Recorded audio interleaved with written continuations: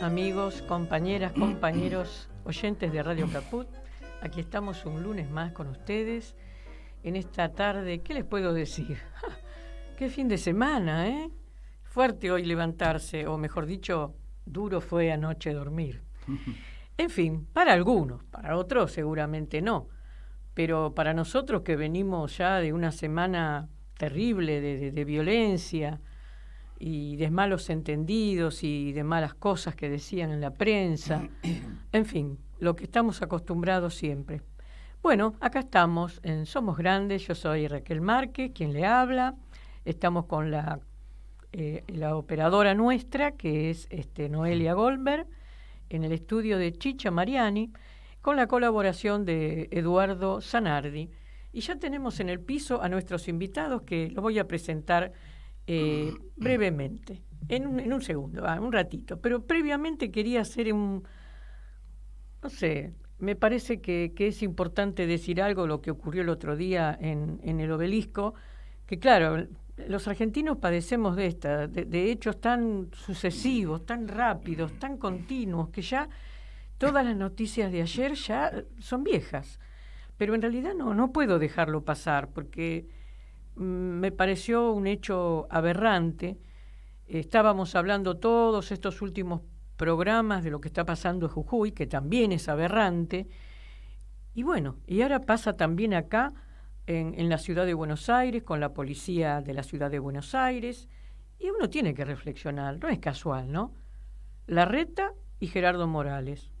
Uno quiere ser presidente y el otro quería ser vicepresidente. Y bueno, Morales tiene instalado directamente en su gobierno de Jujuy, es una dictadura, directamente es una dictadura. Y lo que han hecho acá es lo mismo, porque lo que pasó con este militante, Facundo Molares, no fue casual. No fue casual. A todos nosotros nos decimos, no la podemos creer, que justamente a él le van a tirar al piso, ponerle el pie en la cabeza. No, suponemos que todo esto ya viene de largo.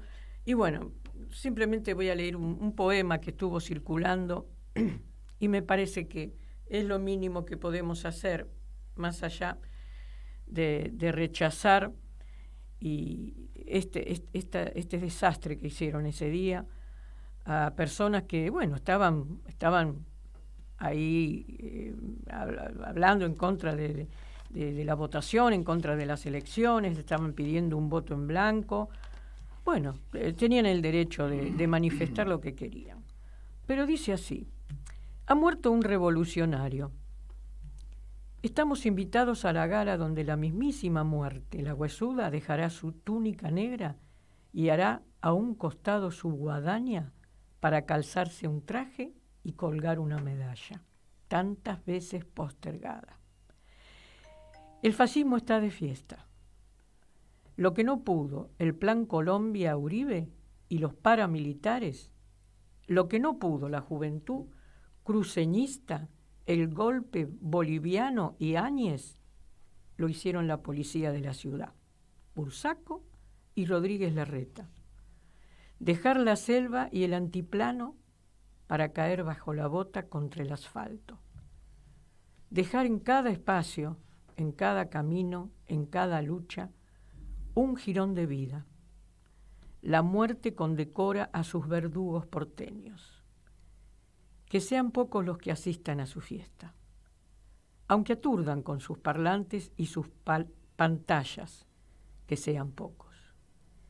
Que las páginas de sus diarios sirvan para encender un fuego que nos reúna alrededor y nos caliente, y nos haga olvidar de la tibieza.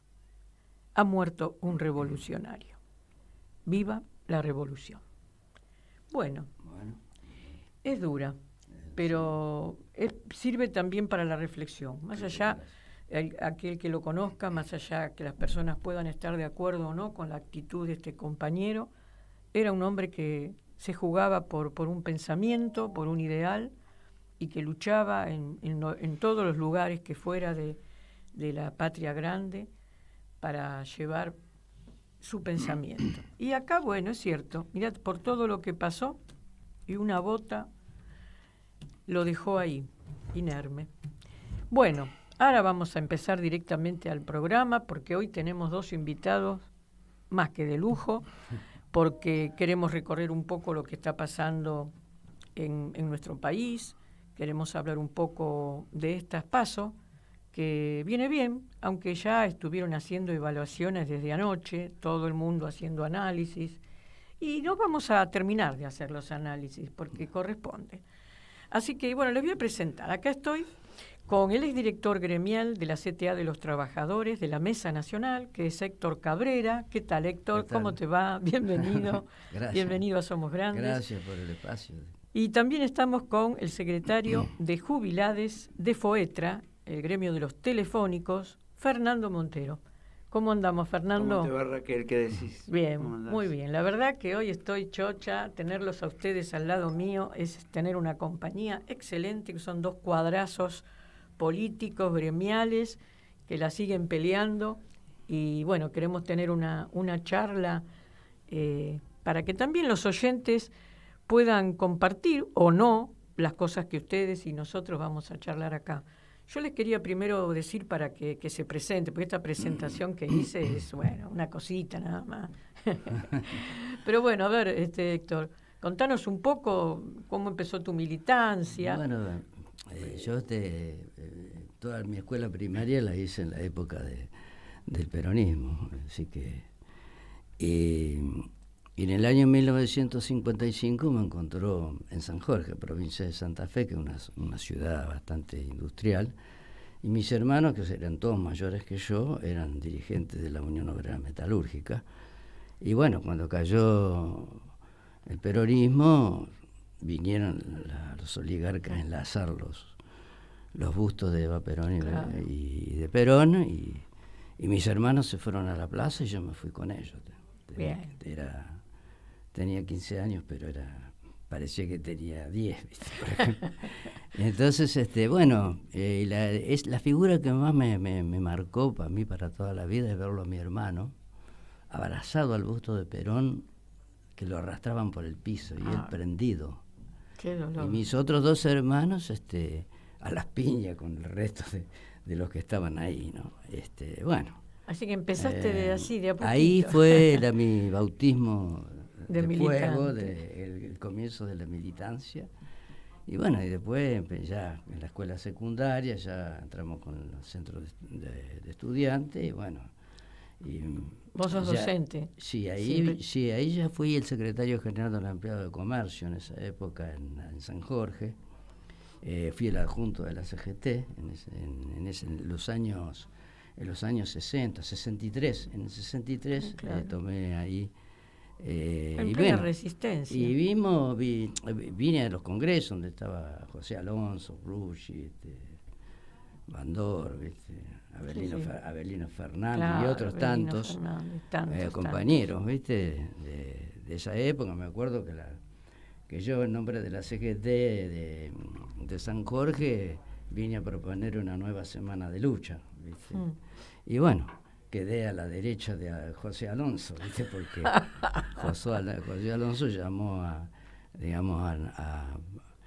un plan de lucha con ocupaciones de fábricas y movilizaciones. Claro. Entonces, bueno, fue duro, pero fue épico, ¿eh? Bueno, muy duro, pero épico. Qué resistencia y qué trabajo extraordinario. Una experiencia inolvidable, ¿viste? Por eso después se resistió a todas las dictaduras, y la última dictadura fue a pegar en el clavo, que era eliminar a los delegados. Claro. Generalmente eliminar a los sectores de la clase obrera, el 80% de los desaparecidos. De los detenidos desaparecidos son de la clase trabajadora. Sí, bueno, después me incorporé a la docencia cuando vine acá a Buenos Aires, largo. Una vez tuve como una media hora, 45 minutos hablando con Rucci, que es para comentarlo en otro momento.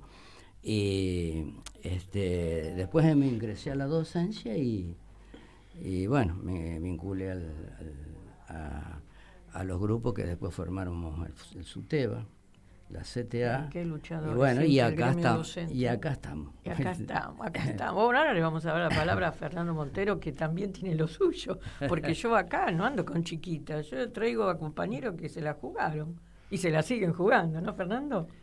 Sí, bueno, mi iniciación a tratar de entender algo de lo que me pasaba es haber visto caer las bombas en la Plaza de Mayo. Pues yo nací en Retiro, en San Martín y Charcas, y desde la terraza del edificio en donde vivía, vi caer paquetitos. Para mí eran paquetitos que caían de los aviones, porque se veían a lo lejos, unas 10 cuadras, se veían perfectamente. Y después saber todo lo que había pasado, la verdad que aún siendo chico entendí que había sido grosso lo que se había vivido, y a partir de ahí siempre eso me impresionó, y de todas maneras, bueno, sí, mi vida siguió, y una vez que entré en la facultad, ya ahí me vinculé más con los sectores de izquierda, hasta que en el 64, que cosa que estaba planteando acá el compañero, el plan de lucha del 64 con la toma de fábricas y demás, una compañera vino, compañera mía de la facultad, y me dijo: escúchame, que estás loco, vos te metiste en el CEFIL, ¿no? Si Perón estuvo acá, cerquita, a 3.000-4.000 kilómetros, y no lo dejaron bajar los yanquis. Bueno, me hizo todo un speech bien clarito del retorno fallido, y empecé a militar con sectores socialistas que estaban ligados con la lucha y vuelve. Había sectores de compañeros que a partir de la renovación del socialismo, sobre todo Argelia, que tuvo mucho que ver en el socialismo nacional, ahí nos vinculamos al peronismo, y bueno, y a partir de ahí, sobre todo con el compañero Alberte, que era una maravilla cuando daba charlas, Alberte y Pascuales, me acuerdo que venían compañeros que eran el sargento Arévalo, que era de un compañero que había estado en la Resistencia. Bueno, a partir de ahí muchos sectores, fue masivo la incorporación en la década del 60 de compañeros que veníamos de la izquierda y nos metimos a laburar en el peronismo. Y en el 65 salió una solicitada que me formó mucho, que fue la de los compañeros de Fuetra, y yo estaba en prensa de Vanguardia Popular, y fuimos a ver al compañero Guillán, que había firmado la solicitada criticando el plan de lucha, que si bien en Fuetra tomó como 100 edificios de todo lo que era Entel a nivel nacional, bueno, ahí hubo un desfasaje, para algunos entendieron que había sido una traición a Perón, otros entendieron que se había hecho lo posible, pero había estado mal organizado. Bueno, la cosa que Perón no pudo bajar del avión, y eso formó a mucha gente, y eso lo que volcó posteriormente a lo que fue, bueno, el devenir de ese 64, significó, entre otras cosas, el golpe de Onganía,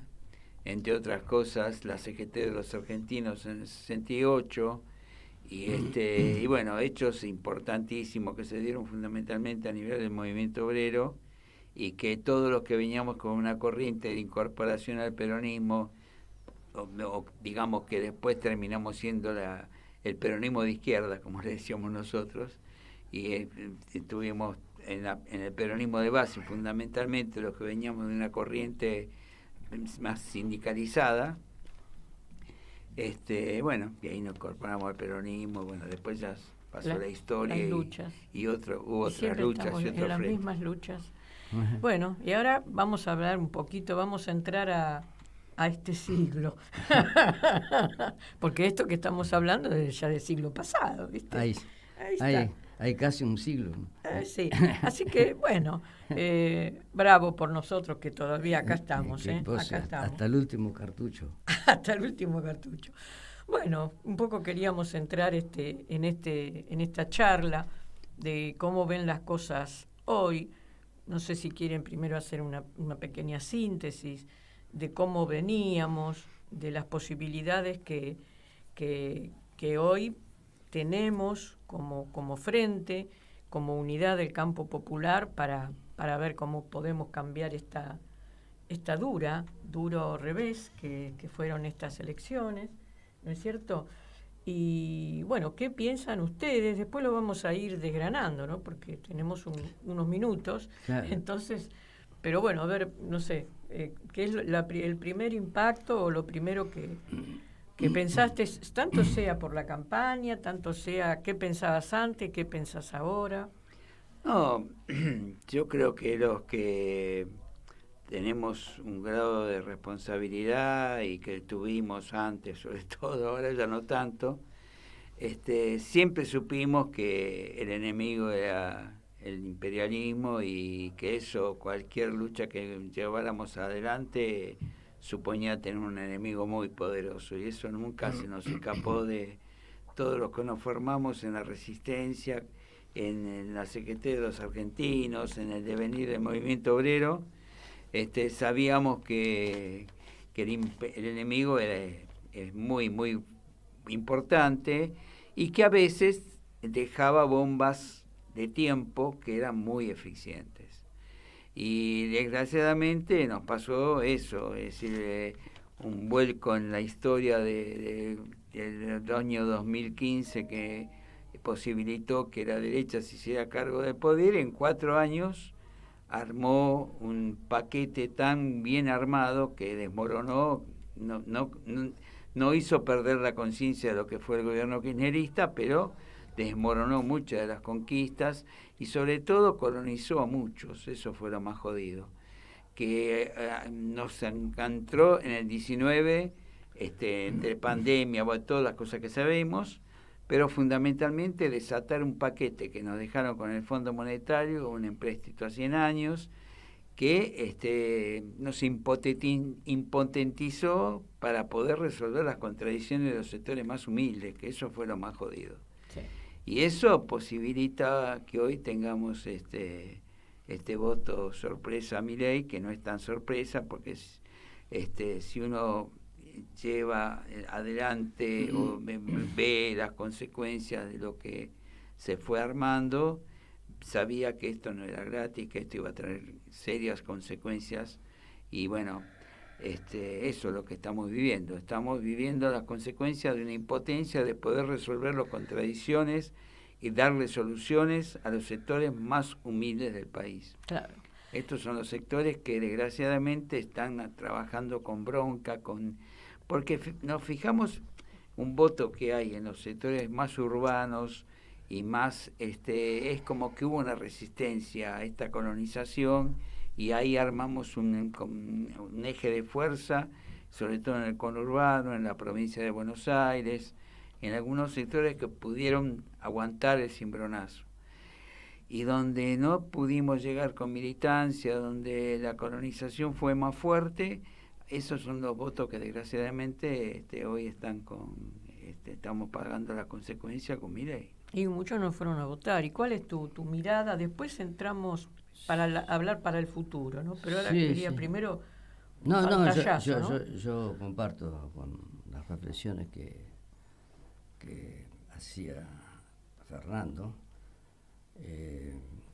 Yo creo que se nos dieron todas unas situaciones nacionales e internacionales muy muy complejas, y creo que nosotros como frente no funcionamos con una conducción política sólida. Yo creo que nosotros vacilamos mucho en tomar medidas de fondo. Hubo algunos amagues y luego hubo retroceso. Una cosa muy importante fue el tema de Vicentín. Y el tema de Vicentín, digamos, era un punto de partida de un avance muy interesante de la función del Estado en el control de sectores muy importantes del desarrollo productivo nacional. Sí. Y retroceder, digamos, nos hizo que el enemigo nos midiera, incluso Y después no hizo bien todo el debate interno, la pelea interna, que debería haberse saldado con un... Yo pienso, he planteado muchas veces que es necesario la construcción de una construcción política del Frente, donde están representados los distintos partidos del Frente, con más la participación de las organizaciones políticas y sindicales, con las centrales obreras. O sea que... Si no hubo una conexión. Porque si no, es necesario construir un debate político y un programa político que sea una guía permanente y un funcionamiento donde el liderazgo no caiga en la responsabilidad de una sola persona. No. Además, yo creo que, no sé si recuerdan, pero ya al principio todos esperábamos que se concretara una mesa política del Frente de Todos, en donde, como vos acabas de decir, estuvieran representados por lo menos las cabezas de los grupos políticos más importantes que la integraban, y que de ahí surgieran las decisiones políticas. Pero parece ser que bueno, directamente, ¿no? Alberto Fernández esto no lo llevó a cabo, o no sabemos qué es lo que los entretejidos que hubo, porque ahora ya pasó. Sí, pero pero eso fue. Claro, y vos fijate lo que pasó con la decisión de acordar con el fondo, sí, sin que hubiera habido una participación popular. Eso Un debate que no había tanto apuro para debate, hacer. No. Digamos, sí, de repente podíamos haber planteado, sí, vamos a pagar. Pero vamos a pagar lo que sea lícito y vamos a investigar, digamos, este fraude que hicieron ustedes junto con Macri, ¿viste? Porque eso fue un fraude, sí. Y no encontrás un solo dólar invertido en nada. En nada. Entonces eso, y yo creo que cuando asume Alberto Fernández tendría que haber sido cadena nacional, sí, y haber explicado en qué situación se encontraba el país, sí, hubo muchas qué es lo fallas. Qué es lo que nosotros teníamos que... Muchos errores hemos cometido, digamos, porque bueno, nosotros estábamos avalando a este frente. Claro. Y también yo creo que hubo mucho temor, porque esto se debatía en los plenarios, en los grupos, en las agrupaciones. No salgamos ahora a hacer una crítica fuerte, porque si no vamos a debilitar al gobierno, entonces la derecha y el enemigo. Y la verdad que creo que cometimos, digamos, nos tenemos que incluir, ¿no? Porque somos militantes del campo popular, y cometimos el error también de no haber sido un poco más duros en los reclamos hacia la presidencia, en esto que no nos informó de nada, y cuando nos enteramos el paquete ya estaba avalado por el Congreso de la Nación. Claro. Eso fue, sí. Vos dijiste, Vicentín, está este tema, claro, y hay otros temas, ¿no? Sí, hay un tema fundamentalmente vinculado a Cristina, que dice que 19 cartas que le mandó a Alberto, y bueno, yo sinceramente hay dos lecturas acerca de esto, ¿no? Hay una lectura que habla de nuestra impotencia, de que si la tocan a Cristina y al final la tocaron y no pasó nada, de la falta de reacción producto o falta de conducción o falta de un análisis real certero con respecto a la realidad. Y hay otra mirada, hoy la refleja muy bien, ya hay compañeros que la vienen reflejando, hay compañeros, sobre todo en ensayos económicos, que vienen reflejando que hay datos objetivos de la realidad que nos llevan a que esto sea mundial y Argentina no está parte del mundo. Entonces, Alemán hoy es una síntesis que me parece, como siempre, uno a veces discute con Alemán, pero bueno, yo no tengo la capacidad intelectual para hacerlo, pero bueno, hay compañeros que sí lo discuten. Pero realmente me impactó porque él dice que la financiarización de la economía neoliberal y sus relaciones de producción llevan a que estas derrotas en la táctica de los momentos que llevan a retrocesos por ahí circunstanciales, que esperemos que sean así, son objetivos. La realidad va marcando a nivel mundial una pauta que lleva que en este conflicto de declinación agónica del imperialismo, producto de su retroceso ante el poderío chino, traiga todas estas consecuencias, como inevitablemente se dan, a pesar de nuestras falencias o dificultades, pero a pesar de nuestra voluntad. No es un tema de voluntad o de certeza política, sino que hay reglas objetivas que se van dando y esto va generando estos espacios de retroceso popular. Es así. Y bueno, es para charlar, por lo menos para tener en cuenta. Sí, hay que tenerlo en cuenta, por supuesto. Hay que tenerlo en cuenta, es decir, no digo que sea una certeza la que da no, por pero supuesto, son miradas que hay que tener en cuenta para analizarla. Con respecto a la mirada esta, yo no leí el artículo con respecto a esta mirada. Yo lo pasé hoy, yo te lo pasé hoy. Yo no tuve tiempo de leerlo, lo vi, pero no lo leí. Llegan tantas cosas que a veces, es mucho. La verdad que no lo vi, pero a mí me parece de que si analizamos así, pareciera que fuera inevitable para el campo popular tener que resignar derechos. Yo creo que lo que nosotros tenemos que analizar es la falta de organización popular, de cuadros políticos, de conducción política que esté a la altura de las circunstancias. Exacto. A mí me parece, porque si no, digamos, el análisis yo sé, estoy de acuerdo con digamos, la concentración económica. Te das cuenta que el 0,9% de los tipos en el mundo tienen más del 50% de las riquezas que produce el planeta.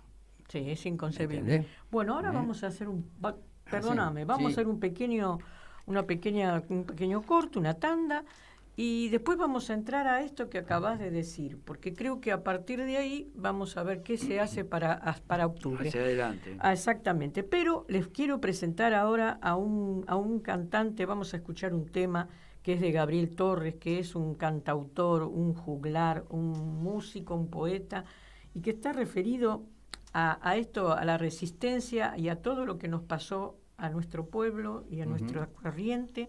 Se llama Ruiseñores de Nuevo. En realidad es Resistiremos, pero habla de la resistencia. Así que lo vamos a escuchar a Gabriel Torres, y la verdad presten atención porque en esta letra está todo.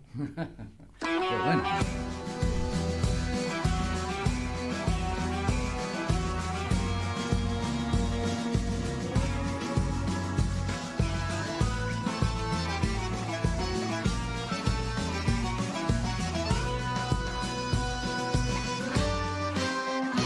Más que traigan un camión de policías y un cañón, resistiremos. En nombre de la libertad nos volverán a encarcelar, resistiremos. ¿No ves que vengo de un país que está de olvido siempre gris? Resistiremos. Será porque el odio no sabe aprender. Van a volver a fracasar igual que ayer. Por más que sean un montón, tiren bombas de un avión, resistiremos. Nos llevarán al basural, nos volverán a fusilar, resistiremos. Tan energúmenos que son, prohibieron nombrar a Perón, resistiremos. Sus botánicos no pueden entender, esa marchita siempre vuelve a florecer. Resistiremos, era el subsuelo de la patria sublevado. Desde su dron nos van a ver, alucinados, cruzar el riachuelo a nado. Hoy y mañana como ayer resistiremos. Somos el aluvión zoológico del pueblo,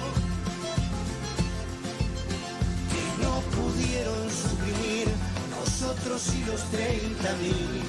Resistiremos.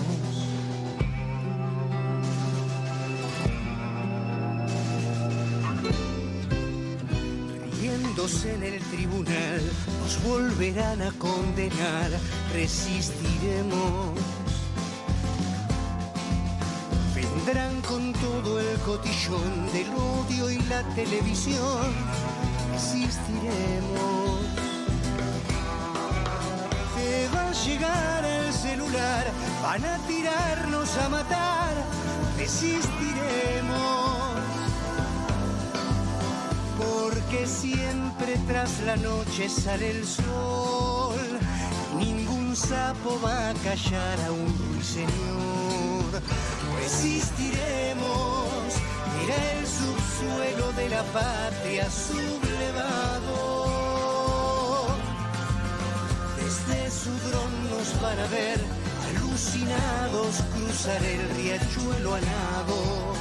Hoy y mañana como ayer resistiremos, somos el aluvión zoológico del pueblo, que no pudieron suprimir nosotros y los 30.000, resistiremos.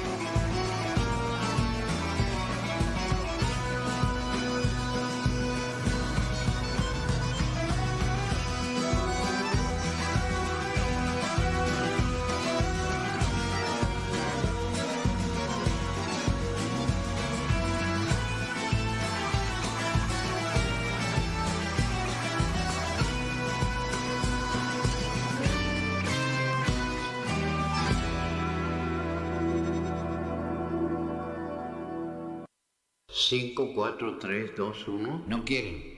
Mate. Bueno, a ver. Ok. Sí. Esa, ¿no? Sí. Ahí sí puede ser. Radio Caput. Radio Caput. Radio Caput. Esto es Radio Caput. Buenas noches, muchas gracias. Vení al Mercado Morón. Panadería, Frutas y verduras, lácteos, limpieza, carnes y pescados. pastas y almacén. Abierto de lunes a sábados de 9 a 18. Y domingos de 9 a 13. Reintegro del 40% de tu compra abonando con cuenta DNI. Mercado Morón. Avenida Perón, ex Gaona 3883. Municipio de Morón, corazón del oeste. En Caput. Y la radio es pura imaginación. Pasan cosas. Eve de Bonafini. Entonces nos imaginamos todo. El galope del caballo, los truenos. Vos te imaginás qué pasa, pero no sabés cómo pasa ni dónde pasa. La radio te forma, porque es mucho más educativa, mucho más formativa. A donde llega la radio, no puede llegar nadie. Radio. Caput. Para mí la radio es lo que no va a morir nunca. Esas cosas. ¿Querés arrancar la mañana bien informado? Infosiberia. Las noticias en tu celular. Mandá un mensaje de WhatsApp al 11 3205 8813 y recibilo gratis todas las mañanas. Radiocaput.com. Estás conectado. Estás en Caput. Ya somos grandes y queremos saber de qué se trata. Compartimos luchas, hablamos de todo. Acá estamos. Viejos son los trapos. Somos grandes en Caput. Bueno, compañeros, oyentes de Radio Caput, acá estamos con nuestros invitados. El lujo que tenemos hoy de recibir a Héctor Cabrera y Fernando Montero, dos compañeros que vienen luchando y vienen militando desde la época de la Resistencia y no han modificado en un ápice su concepto, sus convicciones y esta gana y este desafío que siempre tenemos los argentinos de pretender vivir en una patria justa, libre y soberana. Así es. Bueno, y al principio hablaron un poco de cuáles habían sido sus comienzos, en dónde habían participado, después estuvieron un poco analizando la coyuntura de por qué habíamos llegado a estas elecciones, a estos pasos, y ahora la idea es un poco desglosar y pensar, bueno, nos queda poco tiempo, nos quedan 2 meses, pero algo estabas diciendo vos, Héctor, referido un poco a la organización que está faltando, qué cosa tenemos que hacer de ahora en más, qué podemos hacer, ¿no? Yo creo que hay que hablarle mucho al votante de Milei y a los que no fueron a votar. Yo creo que en el votante de Milei se volcó la bronca de la gente, la impotencia, la incertidumbre, y él, digamos, en ningún momento dice que va a reprimir. Esa es la diferencia con Burrich. No, nosotros llegamos a la conclusión que lo que plantea Milei inevitablemente es inaplicable sin represión. Claro. Es más a la derecha todavía que Burrich. Sí. Pero por eso incluso, si vos lo ves en sus discursos, digamos, no es tan determinante que eso se va a hacer así o sí, o digamos, o va a haber represión, como lo dice Macri, lo dice. Y bueno, si tiene que haber algún muerto, bueno, a ver qué, ¿qué va a hacer? ¿Qué va a hacer? Eso, como dice Macri. Como dice Macri, ¿qué va a hacer? Hay que hacerlo. Y yo creo que hay que hablarle de esto claramente a los votantes, incluso a los de Patricia Bullrich, porque no difieren, digamos, ni en el proyecto político ni cómo implementarlo. Hay que hablarlo y hacerle, digamos, hacerle recordar, ¿viste? Que Milei miente, como miente Burrich, ¿viste? Y primero y principal de que anoche dijo una de las mentiras flagrantes, que era que la Argentina es el país que más impuestos paga. Y es mentira. Sí. La Argentina está en el puesto 43. Sí, pero es una letanía que tienen ellos, ¿viste? Y todos los países desarrollados del mundo, todos, Inglaterra, Francia, Alemania, buscame el país, Japón, buscame el que quieras, cobran más impuestos que lo que cobra la Argentina. Es totalmente falso. Y el discurso de Milei, digamos, en ningún momento habla de los poderosos. No habla de la acumulación de la riqueza, porque el problema no es la pobreza, el problema es la acumulación de la riqueza. Bueno, pero eso no lo van a hablar jamás. Tampoco, digamos, y también hay que decirle, como le miente Milei a sus votantes, cuando él admira a Cavallo. Sí. Y cuando ataca a la casta, resulta que lo admira a Cavallo y dice que fue el mejor ministro de Economía que tuvo el país. Bueno, ahí nos damos cuenta de quién es Milei y qué es lo que pretende, ¿no? Lo mismo que ha salido... Lo mismo que Patricia Bullrich, que estuvo en el 2001, que va con el mismo proyecto de ir al fondo digamos, y el blindaje. Y aparte con lo que está avisando ya de antemano, que va a sacar el Ministerio de Trabajo, el Ministerio de Salud, el Ministerio de Educación, el Ministerio de la Mujer, el Ministerio de Ciencia y Tecnología. Bueno, realmente nos vamos a quedar sin nada, ¿no? Solamente va a estar él. Y lo que no dice tampoco es de que Cavallo estatizó la deuda privada. Bueno, y ahora la están, ya. Y vos, Fernando, ¿qué más allá de esta reflexión? No, que evidentemente nosotros, yo creo que ¿no? son todos muñecos que nos generan el imperio para generar variantes que sean proclives a expandir su dominio. Y por lo tanto tenemos que ver que este monigote lo armaron muy bien, lo armaron aprovechando todo eso, los cientistas sociales que tienen imperio son muy eficientes y arman muy bien las contradicciones. Y bueno, la cuestión es salir de la contradicción. Yo no estoy trabajando territorialmente, no puedo dar cátedra del tema, pero bueno, los compañeros que lo hacen en los territorios tendrán que ver, primero hacer un análisis científico de cruzando datos y quiénes no fueron a votar, cuáles son los compañeros, por dónde son los barrios, localizar geográficamente las zonas donde hubo más ausentismo. Bueno, hay que resolver el tema del ausentismo. Hay que recuperar, hay 11 millones de compañeros que no fueron a votar. Bueno, que se consiga recuperar a 4 o 5 millones ya es una barbaridad.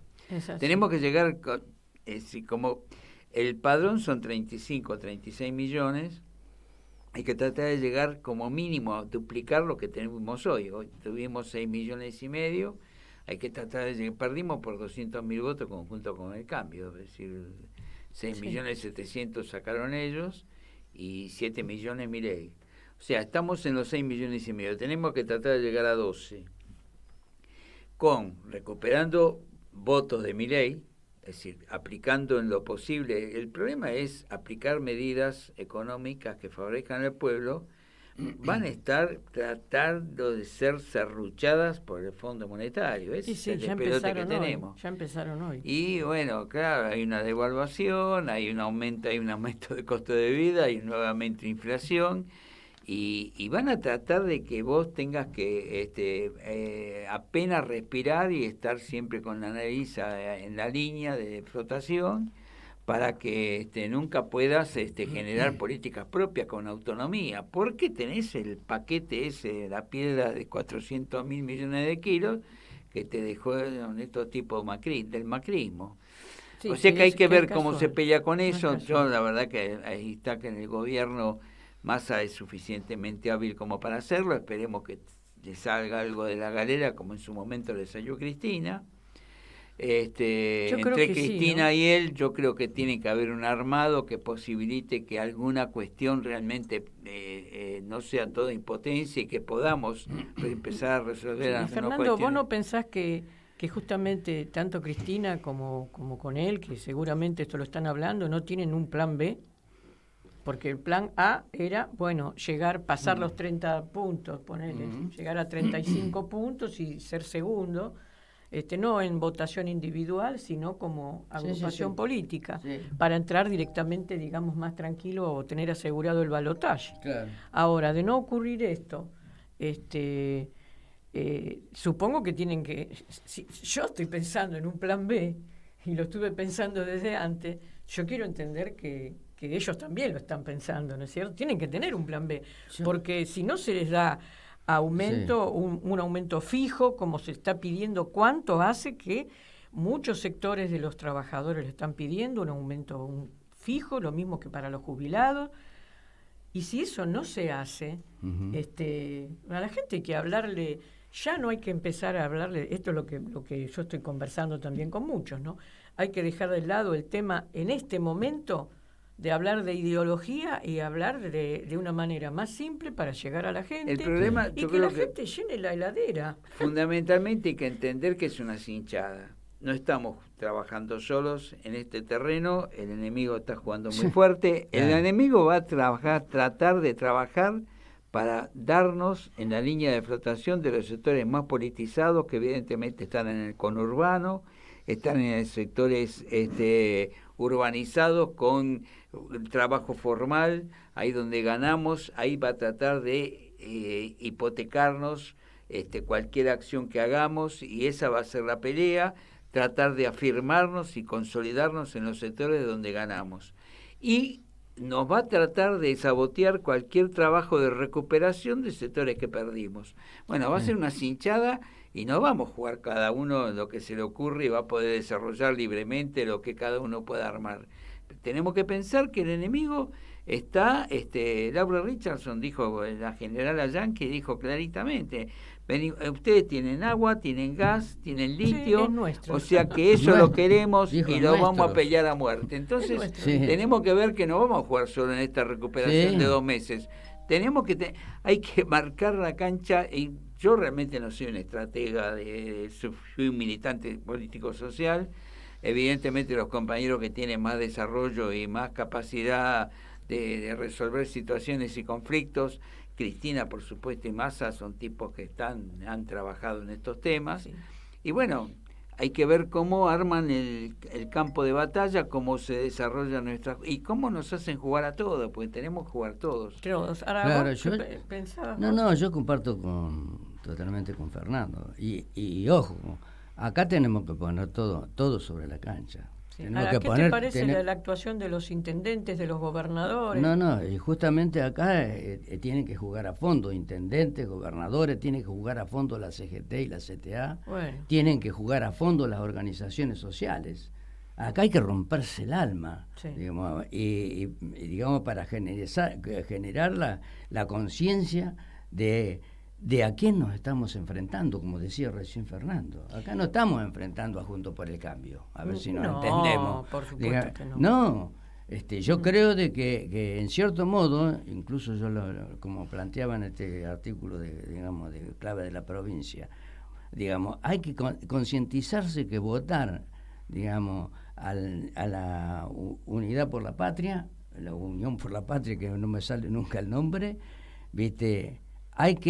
Tiene que ser un acto revolucionario. Bueno, porque parecería, digamos, un título, no es un título, no es una decisión, digamos, un análisis político, no, tenemos un enemigo enfrente que no es cualquiera.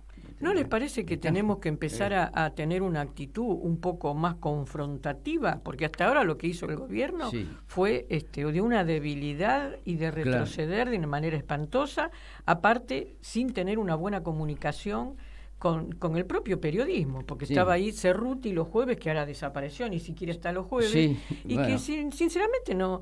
Y aparte esta tosudez que tiene Alberto de no hacer cadena nacional. Claro. Entonces de esa manera tenemos a todos los medios que nos están triturando. Acá hay pocos medios que podemos hablar de lo que tenemos que hablar. Sí, totalmente. Y fíjate una cosa, a mí me parece que incluso, no sé, tal vez esté equivocado en lo que yo pienso, yo creo que debería aparecer un poco más Cristina en esta etapa. Me parece, ojo, lo evaluarán los compañeros, en parte como decía, pero acá, digamos, ha habido declaraciones de gente que dice, bueno, si no es candidata a Cristina, lo voto a Milei.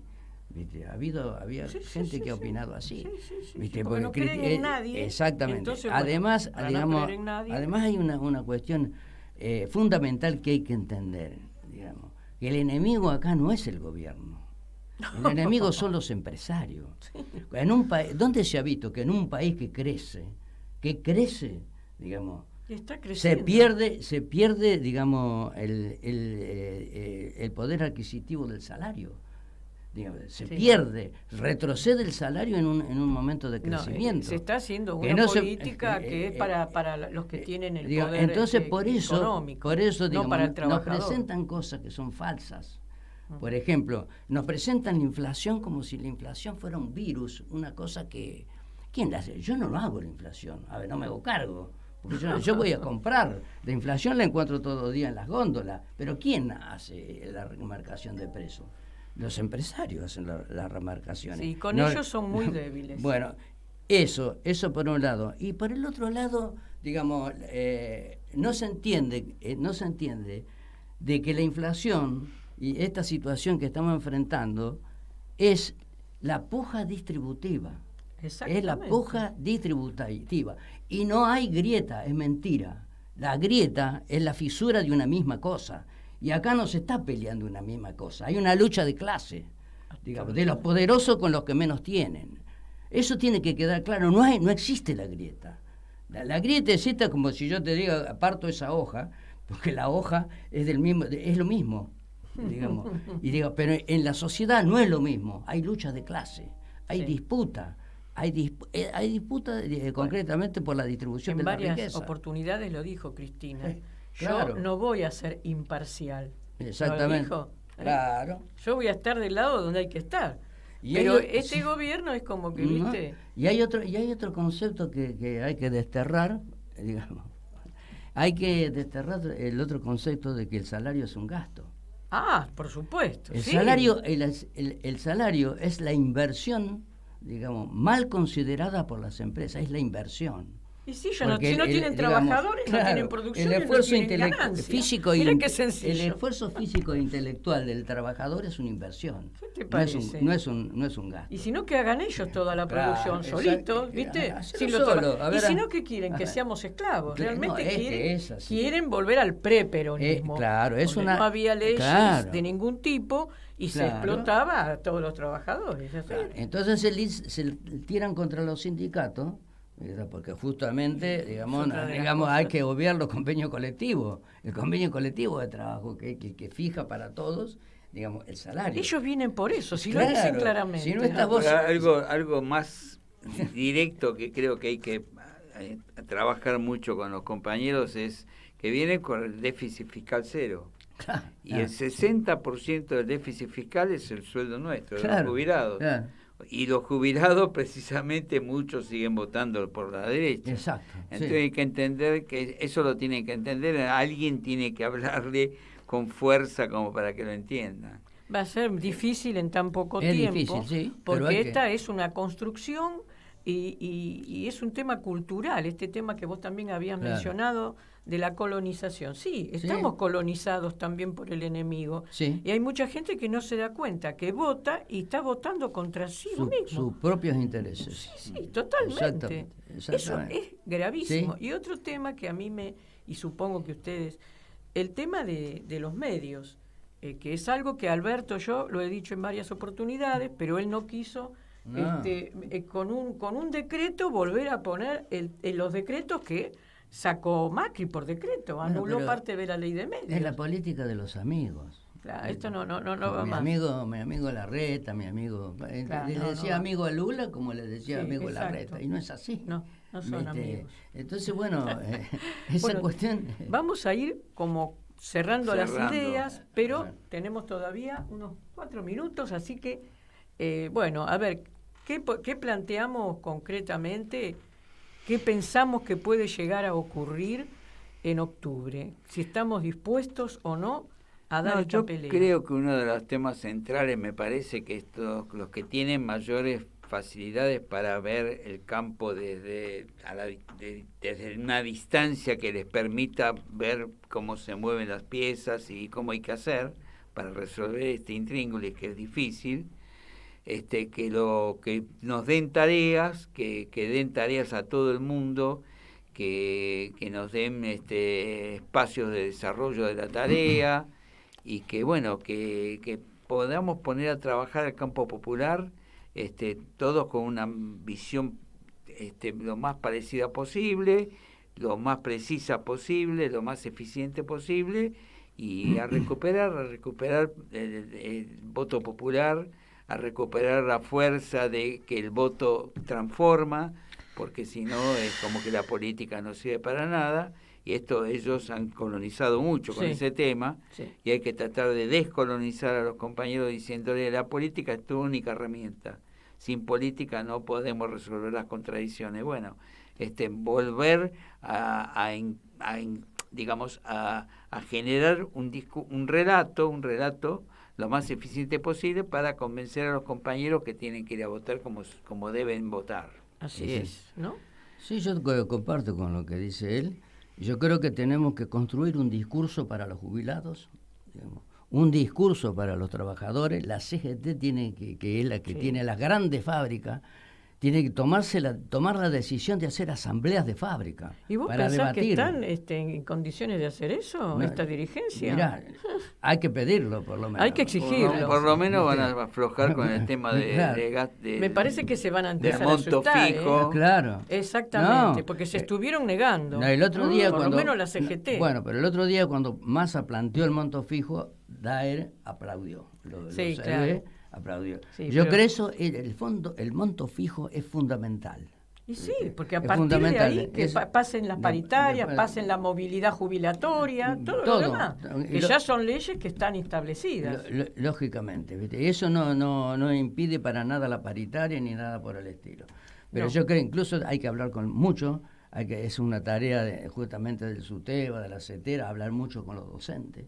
Hay que hacer un debate, pero en eso incluso hay, digamos, un déficit curricular en la educación, para mí en la historia, porque no se cuenta la historia como hay que contar. Ay, no, es verdad, es terrible. Yo la vez pasada decía, hay tiempo para contar, en el Instituto Postria, una profesora plantea, dice, estaba con todo el aula en quinto año y le pregunté, ¿qué opinan a ustedes sobre la justicia social? ¿De qué entienden de justicia social? Y se hizo un silencio no saben de tremendo. Qué se trata. Bueno, pará. pero pues pará. Uno levantó la mano y dice, a ver, ¿qué? Dice, para mí la justicia social es la justicia por su propia mano. Ah, la flauta. Entonces la profesora decía, ¿qué hicimos? ¿Qué hicimos? Sí? ¿Qué no hicimos? ¿Qué no hicimos? ¿Y dónde? Entonces, pero claro, vos entras en una escuela y en el mismo bronce, en un bronce acá está San Martín y allá está Rivadavia. Claro. Como si fueran la misma cosa. ¿Viste? Sí. Bueno, por eso es grande Cristina. Entonces, en todo momento ella habló de la historia. Claro. Si desconocemos nuestra historia, claro. Estamos en como el si horno. Belgrano fuera igual que bueno, compañeros, vamos a tener que llegar para otro programa. ¿Cómo no? Podemos seguir charlando esto, porque Con ahora mucho nos gusto. tenemos que retirar, cerrar el programa y nos vamos a ir despidiendo con un tema de Charly García que se llama Los dinosaurios. Y a mí me gusta este tema porque si llega a ganar la derecha, sí. van a volver los dinosaurios, muchachos, van a volver los dinosaurios. Agárrense, y escúchenlo bien a Charly, que no es ningún boludo. ¿Cómo se jugó Charly, ¿Cómo se jugó Charly con todos los temas que hizo? Un grande Charly. Hasta el lunes próximo a las 19 horas en Somos Grandes. Los amigos del barrio pueden desaparecer. Los cantores de radio pueden desaparecer. Los que están en los diarios pueden desaparecer. La persona que amas puede desaparecer. Los que están en el aire pueden desaparecer en el aire. Los que están en la calle pueden desaparecer en la calle. Los amigos del barrio pueden desaparecer,